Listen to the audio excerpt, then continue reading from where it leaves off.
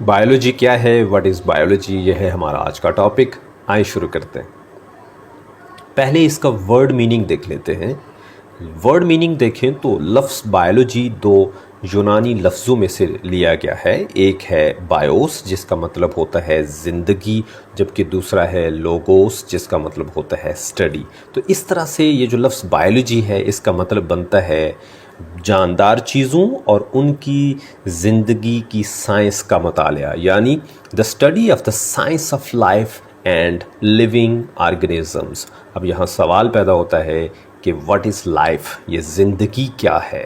ज़िंदगी की डेफिनेशन अगर हम देखते हैं तो वो कुछ इस तरह से है, a set of characters that differentiate living things from non-living things like metabolism, genetics, reproduction and response to different stimuli etc. ज़िंदगी मुख्तलिफ़ करैक्टर्स, मुख्तलिफ़ आमाल का एक ऐसा सेट है जो जानदार चीज़ों को बेजान चीज़ों से मुख्तलिफ़ करते हैं। मिसाल के तौर पे उनका मेटाबॉलिज्म, जेनेटिक्स, उनका रिप्रोडक्शन और हमारे इर्द गिर्द होने वाली मुख्तलिफ़ चीज़ों को उनका रिस्पॉन्स। अब सवाल ये पैदा होता है कि then what is biology, biology क्या है। इसकी डेफिनेशन बताते हैं।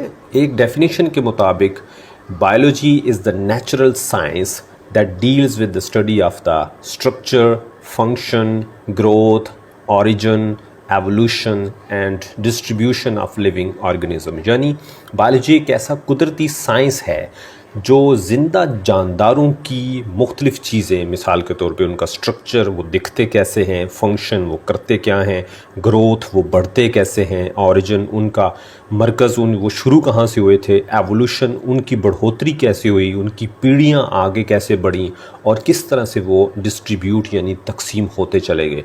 तो ये एक नेचुरल साइंस है जिसने लिविंग ऑर्गेनिजम्स की मुख्तलिफ़ जो कैरेक्टरिस्टिक्स हैं इसको देखना होता है। अब सवाल ये है कि ये ऑर्गेनिज्म क्या है, व्हाट इज़ एन ऑर्गेनिज्म। तो ऑर्गेनिज्म की डेफिनेशन देख लेते हैं। एक डेफिनेशन के मुताबिक an organism is defined as a living entity that consists of either one cell, for example bacteria, और several cells, for example animals, plants and fungi etcetera. Organism जो है ये ज़िंदगी की अकाई है, लिविंग एंटिटी है, जो अगर एक सेल पर मुश्तमिल है तो वो बैक्टीरिया कहलाएगी, और अगर ज़्यादा सेल्स पर मुश्तमिल है तो वो एनिमल्स यानी जानवर हो सकते हैं, पौधे हो सकते हैं, या फिर फंजाई हो सकती है। Aspects of biological science range from the study of molecular mechanisms in cells to the classification and behavior of organism.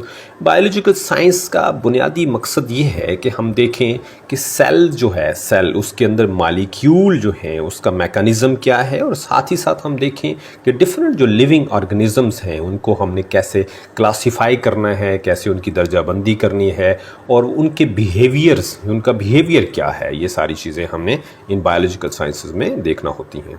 आगे चलते हैं और देखते हैं कि बायोलॉजी का दूसरे जो साइंसेस हैं उनके साथ क्या इंटरेक्शन है, क्या ताल्लुक़ है।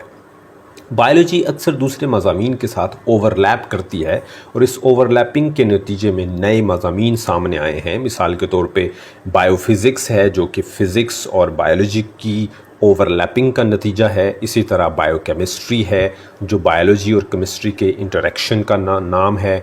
इसी तरह स्ट्रेटिग्राफी देखा जाए तो ये बायोलॉजी का जोग्राफ़ी में क्या इन्वॉल्वमेंट है उसका नाम है। इसी तरह एस्ट्रोबायोलॉजी है, इसमें हम देखते हैं कि एस्ट्रोनॉमी और बायोलॉजी का आपस में क्या रिलेशनशिप है।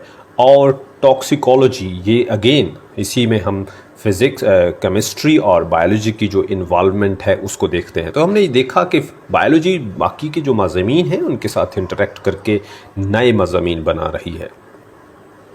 बायोलॉजी स्कोप, अगर हम बायोलॉजी के स्कोप की बात करें तो ये बहुत ही एक्सटेंसिव, एक बड़ा वसी मज़मून है जो कि मुख्तलिफ़ ख़ास किस्म के जो स्पेशलाइज्ड डिसिप्लिन्स हैं, ख़ास मज़ामीन हैं, उसमें इसको तकसीम किया हुआ है, जिसमें एनाटमी है, फिजियोलॉजी है, इथोलॉजी है, जेनेटिक्स है और बेशुमार और मज़ामीन हैं।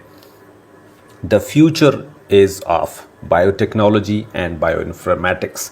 बहरहाल जो फ्यूचर है वो बायोटेक्नोलॉजी और बायोइन्फॉर्मेटिक्स के साथ है।